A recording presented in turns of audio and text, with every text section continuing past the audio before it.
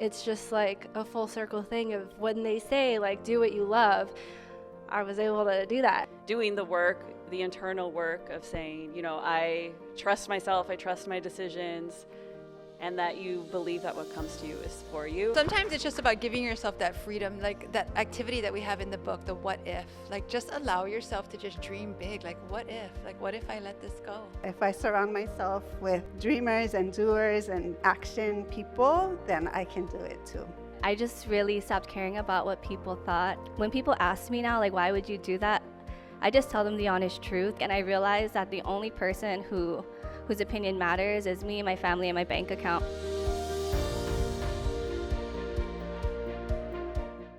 All right, I want to bring up on the stage, I belong to two groups. It's Powerhouse Women Expanders, and I also belong to the Goal Getters Collab. So you've heard the Expanders, and now you guys get to hear the Goal Getters Collab.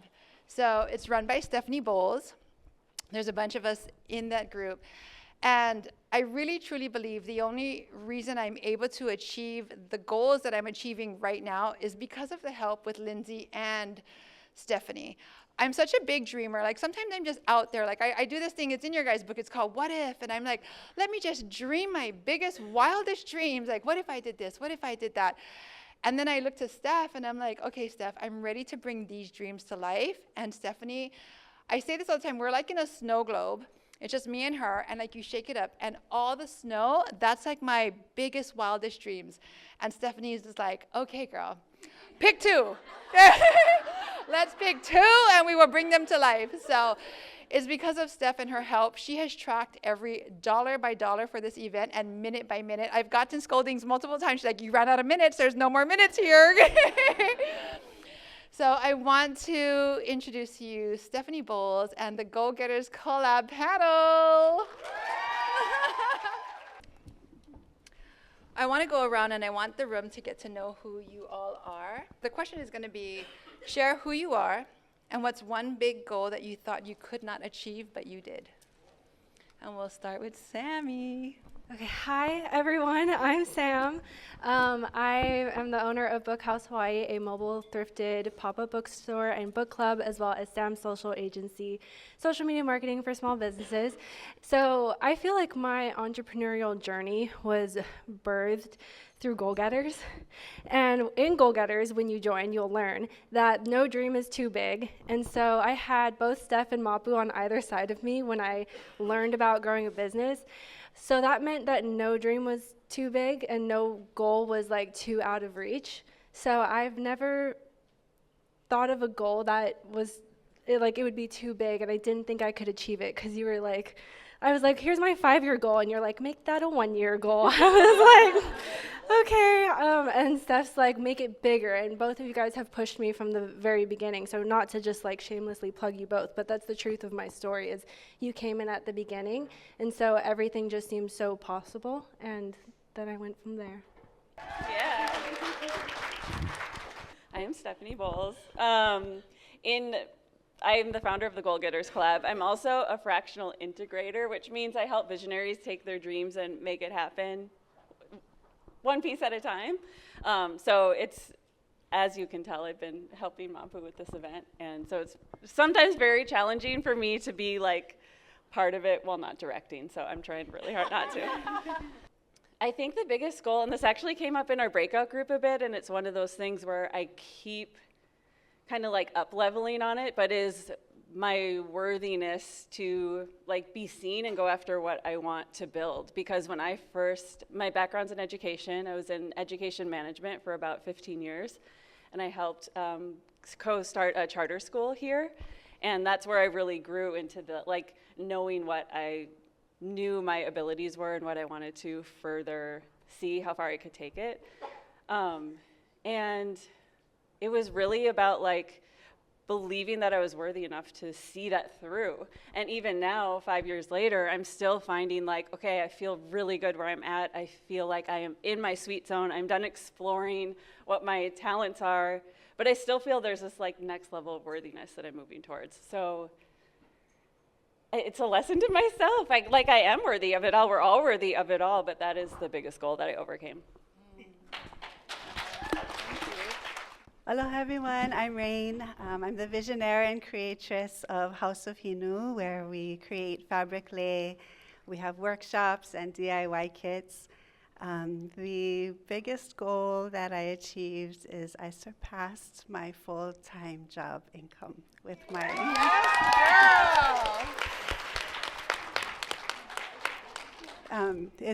I come from academia. I'm also a flight attendant. And I've met Mapuana and joined Goal Getters Collab a year ago.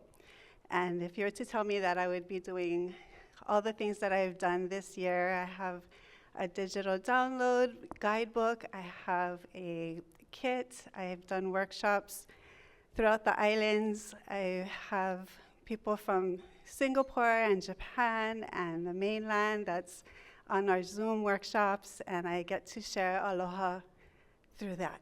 And I come from academia, so I'm used to like lecturing and giving homework and stuff, but I feel so much more fulfilled and so much more fun doing it this way. And like how we're giving accolades to Mapuana and Stephanie because it takes you step by step on how to do it. And just like Mapuana, I ADHD, I get all kind of ideas, and Steph is like holding me by the shoulders, like, okay, like what you gonna do first? Like, you have to do this first. Step one. Yeah. So that's my big goal. Yeah. Wow.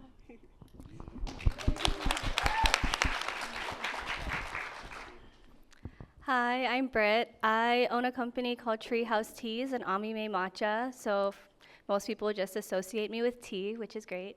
I also own Stepstone Digital, which is what I mostly work with Stephanie and Goal Getters Collab, and the main focus there is to help new businesses that really don't know how to get their businesses up and running online to revenue generating in less than 30 days, because done is better than perfect, and you're never gonna create your dream company if you just don't start making money, because you do need money to do that. So that's kind of what I'm focusing on now. Yeah. And side note about Rain, I'm her administrator on her website still, and I just told her, like, how are you getting so many downloads? Like, it's so crazy, and she's not really doing any aggressive marketing, and it's just all flowing for her, which is great.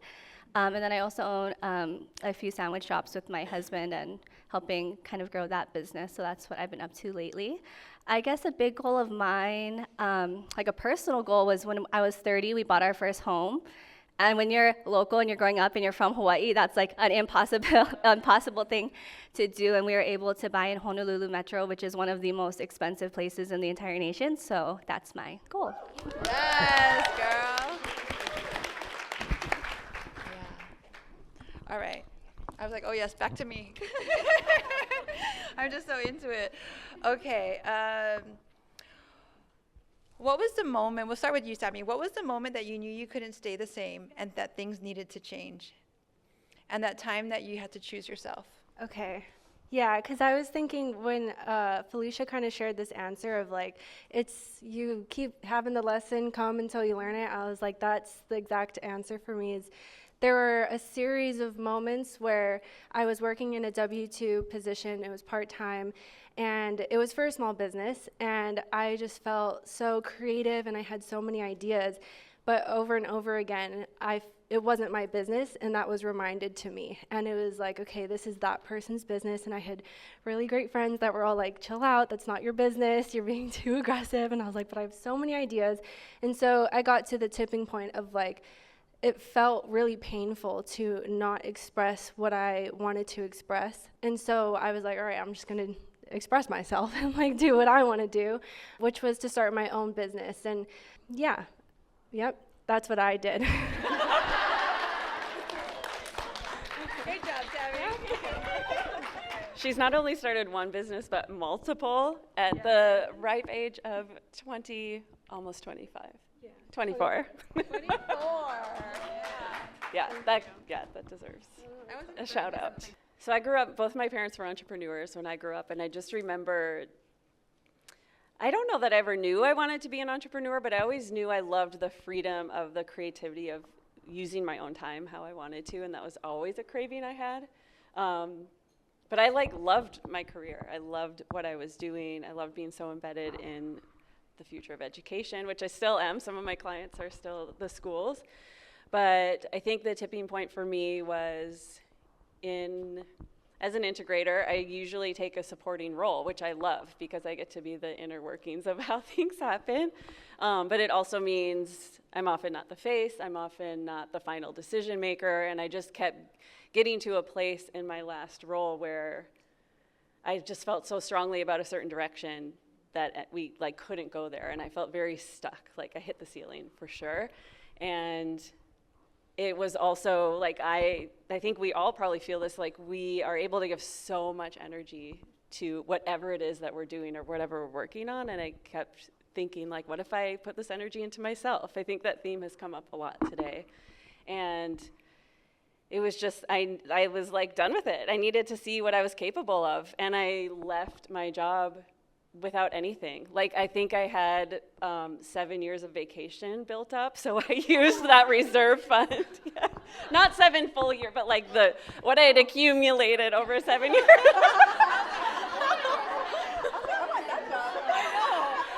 Yeah, I should go back.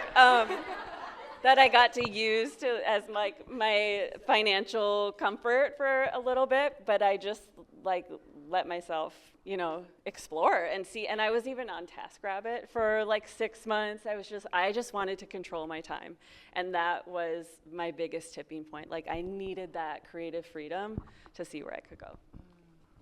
Yeah, I love that. Yeah.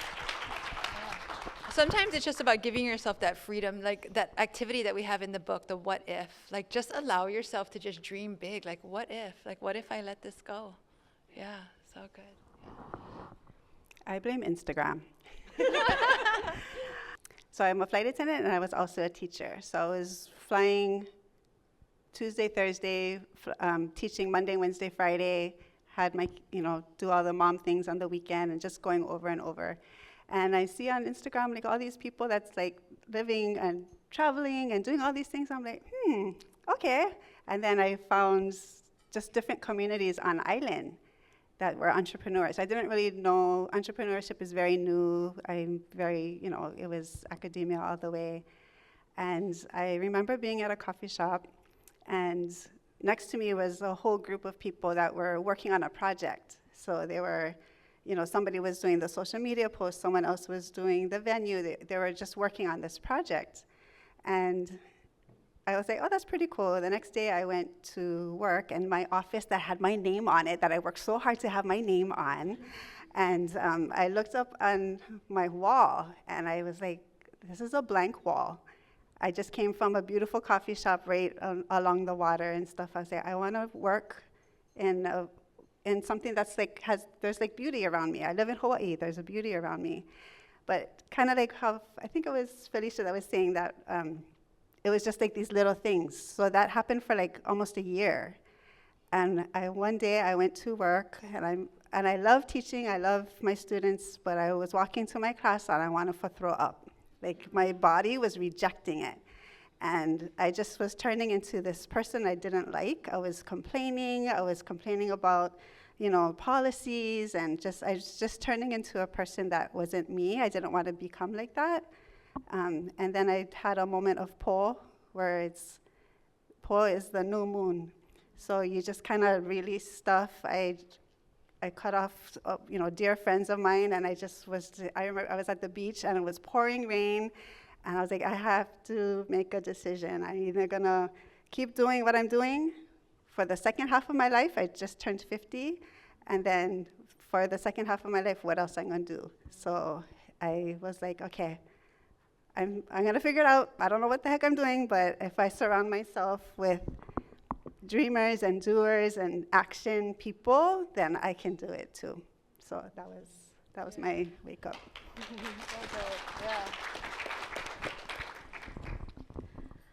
For me, I guess I have 2 instances where I knew I had to choose myself. So the first one was coming out of law school.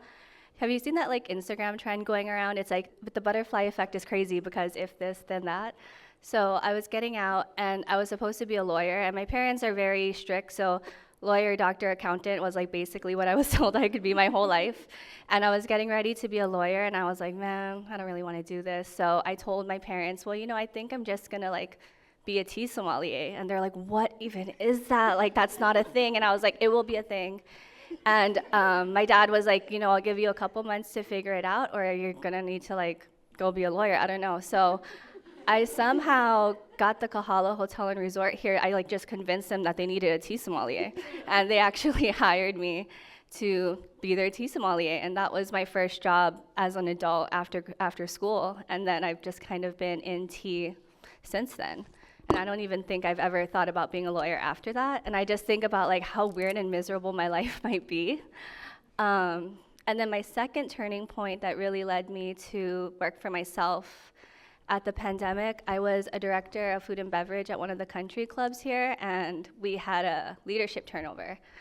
And on my day off, they had basically like fired my whole team as if they weren't gonna tell me. And then I come in the next day and they like, hey, we got rid of your team. I'm like, yeah, I know. And they're like, well, we want you to still be on our team. And I said, I don't think so. I gotta go. Because, you know, they weren't really gonna replace anyone, and they were just gonna kind of expect me to do more, I guess. And I just kind of, for a long time, I was blessed with like great female leadership in my life who taught me about mentorship, how to respect people, how to work together.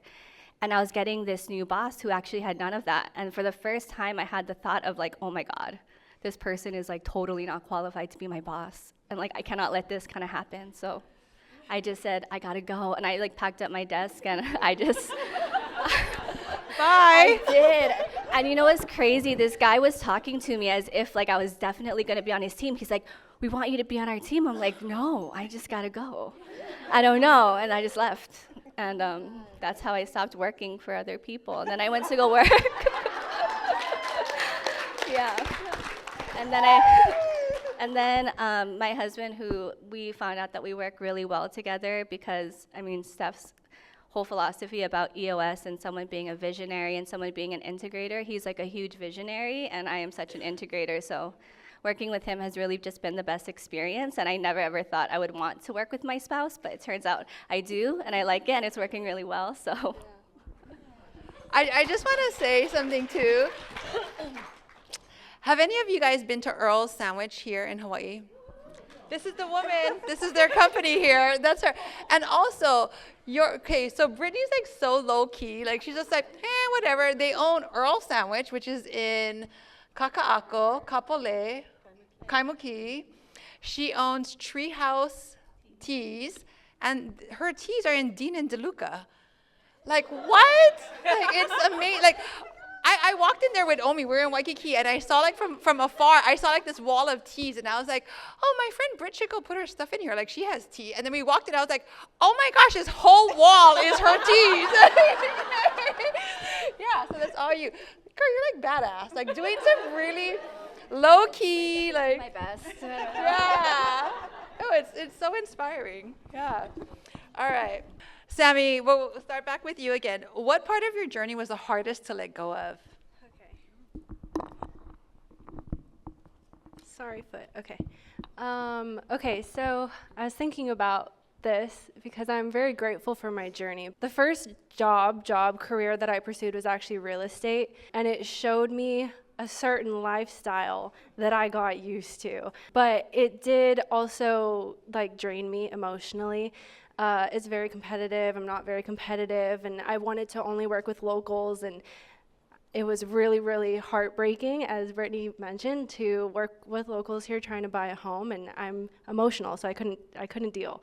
I went and sought out other things to pursue and, replaced that income, but leaving that W-2 job meant living off of like less than $1,000 a month. And that was something I didn't even know was holding me back. It was just like, there's no way I can do that. Like, it's impossible. But it wasn't impossible. And for me, that's because I'm from here, my family's here, and they're so supportive. And all of my friends and everyone was so supportive. So I had a friend be like, you're being ridiculous. Of course you can live off of that. And then just take your time to find what you want. Because that was the issue. I didn't have something new to go into. So that was the first really hard step, to go from this like lifestyle that I had gotten myself used to and stepping into something in a place that I hadn't been in like years. And the second part was that my job was actually my entire community. And I met all of these women through all these different communities, and I had to step out of that to figure out what I wanted to do. And I don't like being alone, and I'm like constantly holding hands with people so that, like, I was just driving to Turtle Bay and I needed to call Britt because I was like, I'm lonely. So it was like an hour drive. So it was really hard for me to be alone for the first time, and I actually wasn't completely alone because I was still in Goal Getters, but I was having to figure things out of what I wanted inside kind of by myself. And so that was really hard to not constantly be surrounded by people every single day, because that's what I was used to and what I loved and what fueled me. I still was able to in different ways. It was like these people or some people in the audience, even like all of you guys. And so I'm grateful for that, but I think we do need to be alone sometimes to figure out like what's gonna be best for us. And it took me, after I quit my job, which took me 3 months to do because I was so nervous, it took me 6 months to actually launch the agency, which is now where I get all of my income, and Bookhouse is kind of a hobby business. It did take me a while, and there's that time period of adjustment for some people, and so it took me 6 months of the low income and being like, okay, it's fine, you'll figure it out, and just having a support system the whole time. So I wasn't alone, but I was alone inside, but not on the outside. And so, this back and forth, like I felt lonely, but I wasn't lonely. But yeah, just being in an uncomfortable place, a very uncomfortable place for pretty much the first time in my entire life, but deciding that it was worth it to figure out whatever the heck I was going to do. So that was the question, yeah? Okay. I think so. Okay. Control. And I think it was Felicia or somebody brought it up earlier, but I am the oldest. I am type A. I love to plan. I love knowing what's going to happen. I was telling some girls last night too, like I didn't drink till after I was 21 because I was so afraid of getting in trouble.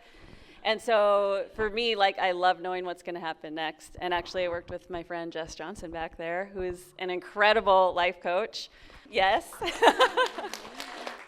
And like still letting go of control today, but when I took that first leap, it was like I had no idea what was going to happen next. And I took that on as my personal, like that was my first step I needed to take, that big, bold move, that question we just answered in our breakouts. Like I needed to just let go of what was going to happen. And it's a constant forever practice. And I think even though I still don't know what's going to happen, like we still, as entrepreneurs, our fate is up to us and our actions and also what happens and comes our way, and that can be really scary. But I think doing the work, the internal work of saying, I trust myself, I trust my decisions, and that you believe that what comes to you is for you, even the idea that what comes to you is for you to act on, I think that was, letting go of control was mine.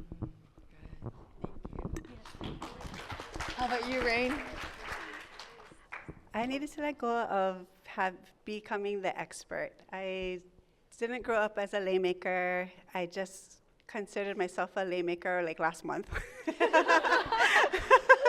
I love Mapuana's question of what are you beyond the title. I'm a local girl. I grew up making lei from kindergarten and, May Day. I dance Ori Tahiti, which is Tahitian dance. I'm a mosaic of all my kumu, all of my teachers, the lands, the island that I grew up on. That's all inside of me. So I had to let go of, like, I'm this expert laymaker, which I didn't win any award or anything. So I had to kind of let go of that and just kind of embrace the reciprocity of teaching. Like Anna over here, she was my Maori lead in the PCC night show.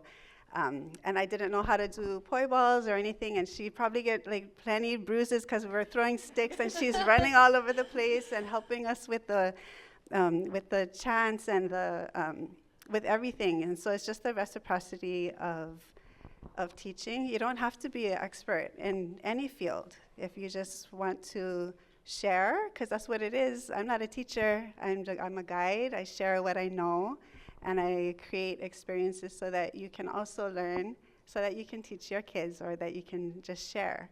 So that's what I let go of. So good. Sometimes we get stuck in imposter syndrome, like if I call myself a professional laymaker, or you just get kind of like stuck in that loop. And yeah, you could just be of service. You don't have to be. You don't need the title. Yeah.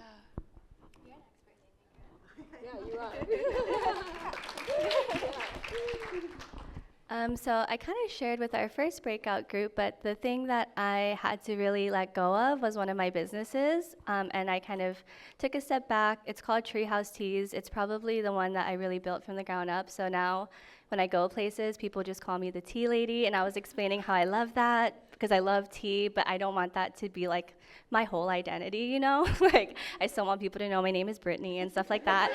So, because for a while it was my main source of revenue and it was doing really great and it seemed like it was growing, and at some point it just felt like a big chore to me to fulfill orders. Like I would just get so irritated when clients would call me.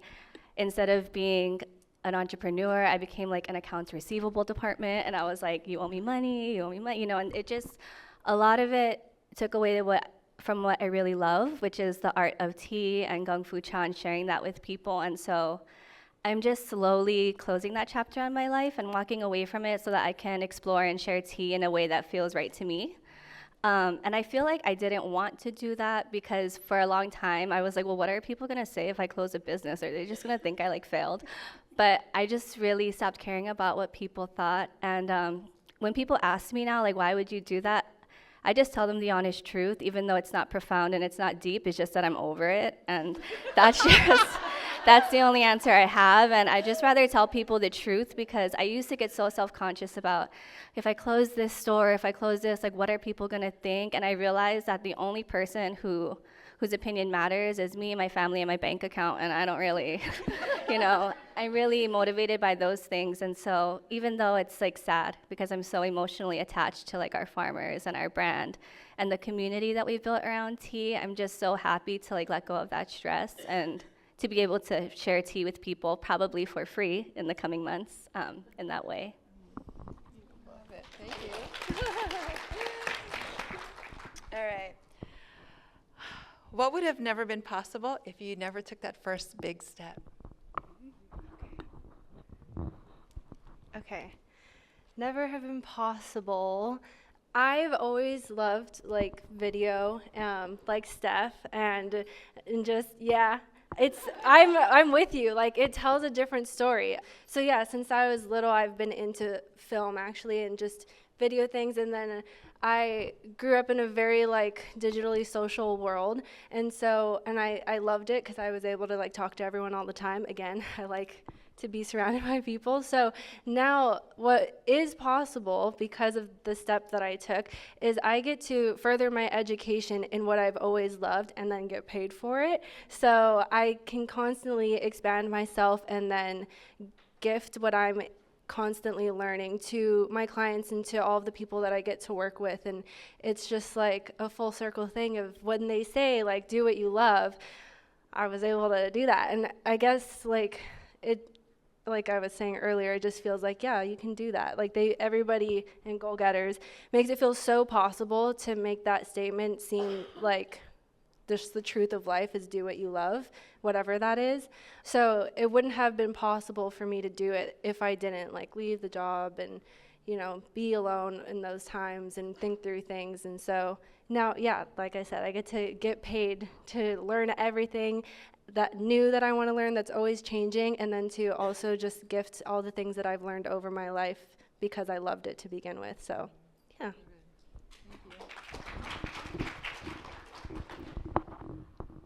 What would not be possible without those steps? I think, so beyond my love for planning, I believe my mission on this earth is to bring people together and form community. I think a lot of us have that drive too, but truly if I could host a dinner party every night at my house with close friends at a table that my husband built, that is my dream. And even just I used to tell people too, being in the kitchen doing the dishes while everyone else is connecting is where that is my happy place.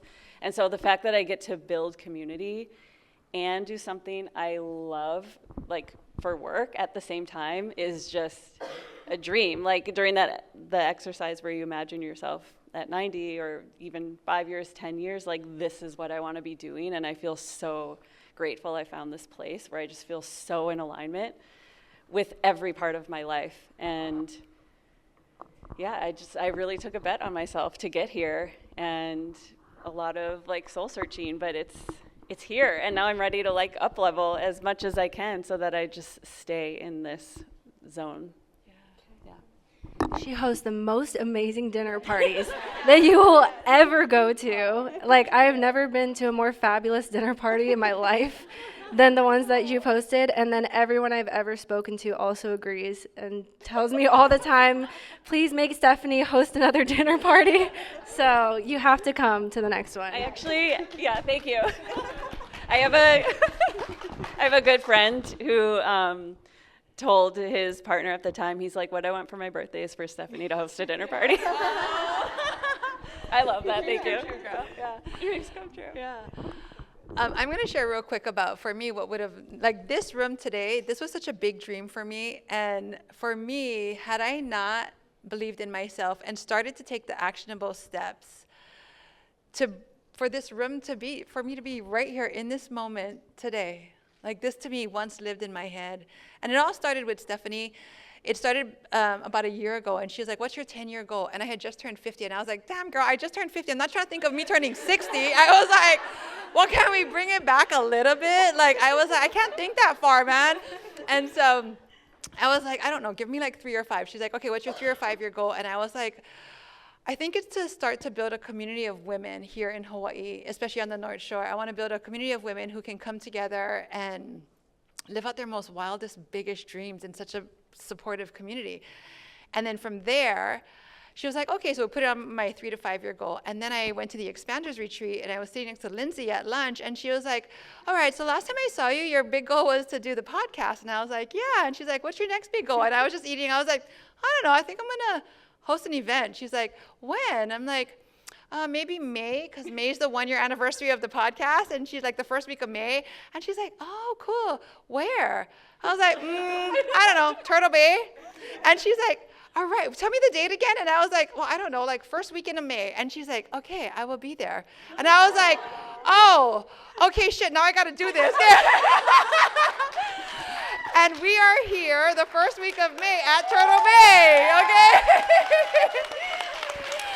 So I think that you just need these type of women in your life that you could just dream so big, and you know, and they'll just be right next to you, like cheering you on. And yeah, Lindsay's like, how's that how's that event coming along? How's it coming along? I got my ticket. I'm like, okay, it's coming along. And I would tell her half the time, I was like, people who plan events, I have such respect for them. Like, I was like, you need to send me like a box of Depends, because half the time I want to shit my pants, I want to throw up. I'm like, this is not fun. Like planning it. But being here today is so fun. Like this to me wouldn't have been possible had these two women not come into my life. So I'm so grateful for that. Oh, you have it, yeah. And I wouldn't be here if it wasn't possible too. So, okay, first brave step. I was like, oh, people. So I posted on IG, fabric lay, and people were like liking it, and I had a lot of traction to it. And they were asking for orders. I was like, oh wait, I'm not one lay maker. Okay, I can teach you how to make one lay, but I wasn't ready to do custom orders. So I told my business besties, I'm like, oh, you guys want to learn how to make lei? Okay, so we all got together and we made lei, and I posted it, and it was, you know, people started liking it, and then I was like, okay, well, I think I'm gonna throw a mat down Kapiolani Park and see if people want to make lei, and that's kind of how it grew. And for me to show local people as well as visitors to come to Hawaii and have an experience of eating manapua and rice cake, and you're listening to vintage Hawaiian music, learning how to make a lei that they can take home, that will never die, that they can remember. That, for me, I didn't think that would be possible. I had no clue. And now that it's reaching globally, it's even more awesome for me to think about that.